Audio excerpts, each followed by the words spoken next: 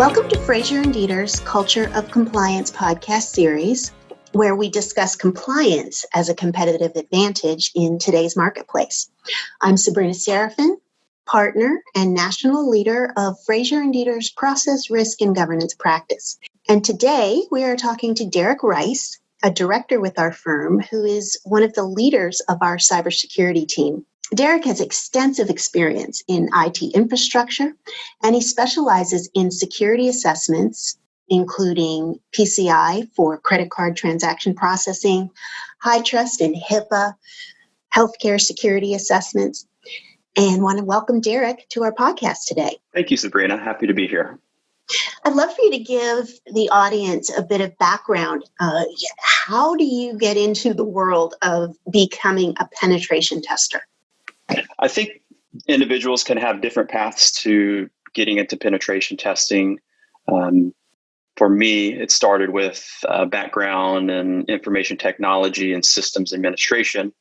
And then when moving into more of a security-focused role here at Fraser and Dieter, got more into penetration testing, ethical hacking, performing security assessments and risk assessments. So that was my personal path. We asked you to join us today to specifically talk about penetration testing. And I wanted to start by setting the stage a bit. Data security has been a top concern of large organizations for many years, but over the last few, we've seen smaller companies getting hit by attacks, and more frequently as well. These attacks have driven heightened interest from businesses of all sizes who want to understand what their vulnerabilities are. Derrick, can you provide us an understanding of what penetration testing actually is? Absolutely. So penetration testing, you might also hear it referred to as pen testing for short, or ethical hacking, or white hat testing to sort of illustrate that you are the good guy or gal. It's a process that's commonly used so that organizations can test their computer systems, their networks, web applications for vulnerabilities, and then also the ability to exploit those vulnerabilities. And so it's meant to really simulate what an attacker in the real world could do against an organization's defenses. So it could simulate either an external threat or threat actor or a malicious insider threat. So if you have an employee who has ill intentions, to see what a normal user could do within the environment. And so, Sabrina, you mentioned PCI, and that's a good thing to think about, and that certain regulations such as PCI and other frameworks require that penetration testing is performed according to an industry accepted approach. So these industry standards will define a methodology for penetration testing. Although they might vary in terms of terminology, they typically follow these common phases. The first would be, pre-engagement interactions of engaging an assessor and defining the scope.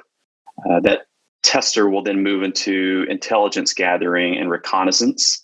Once recon is done against an organization, that goes into discovery and scanning of network exposures. And then if you're found to have any vulnerabilities, the tester would formulate attack plans to then exploit those vulnerabilities. Once a foothold has been gained in your environment, the tester can then try to exfiltrate sensitive data, and that gives organizations a good opportunity to see, are their monitoring tools working properly?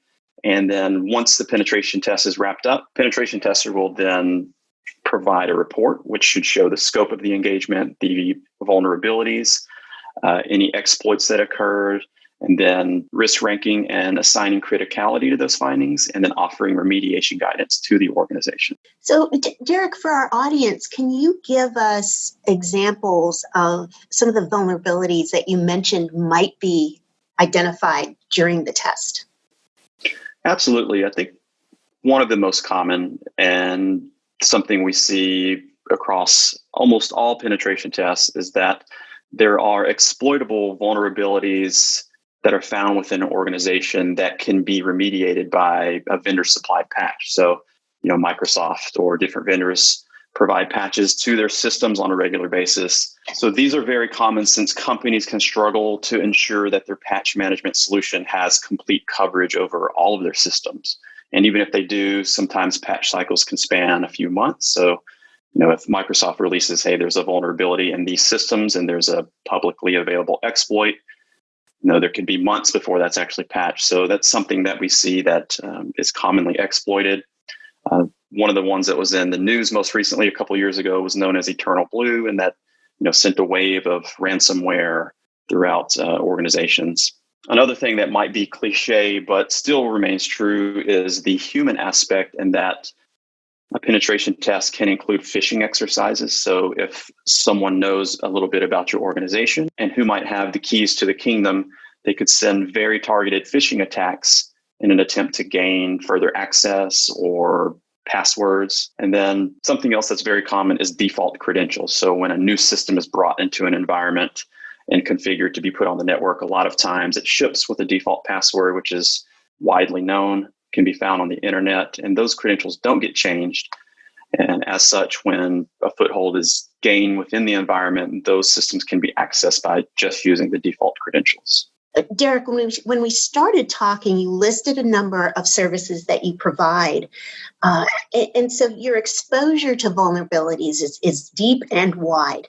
Are there any key pieces of advice that you could offer small businesses who want to up their game, so to speak, in terms of data security? Yeah, thanks, Sabrina. I think that, with all things information security, it should be risk-based and is not really a one-size-fits-all approach.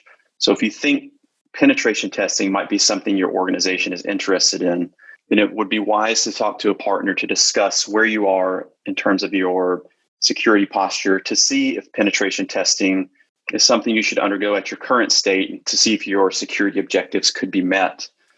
I think also something that organizations can do to up their game is to align with a security standard and a security framework so that you have guidance based on industry knowledge, such as the NIST cybersecurity framework. And one of the foundational items within that framework is identify, and to ensure that the systems you have, what access you give to those systems, the type of data you have, so that once you understand truly what your inventory is, then you can start to work to protect those assets. So I mentioned earlier that we're seeing more and more smaller organizations really looking for assessments of their data security vulnerabilities.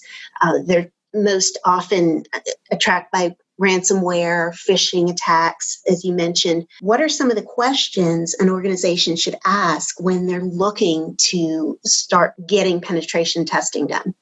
Good question, Sabrina. I think it's important to look for a penetration testing partner like Fraser and Dieter who follows an industry accepted methodology, like we discussed earlier. For instance, PCI requires that penetration tests adhere to industry accepted methodologies. And so if a penetration test is not performed according to those methodologies, then you would technically fail that particular requirement and be out of compliance for PCI.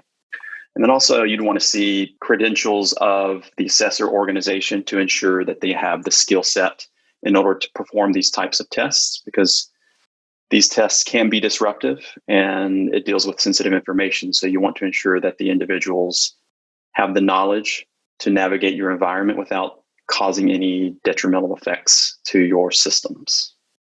Derrick, thank you so much for being with us today. And to our audience, thank you for listening to Fraser and Dieter's Culture of Compliance podcast. Please join us for our next episode as we continue to discuss transforming compliance requirements into investments in your business. Thanks for listening to one of Fraser and Dieter's branded podcasts.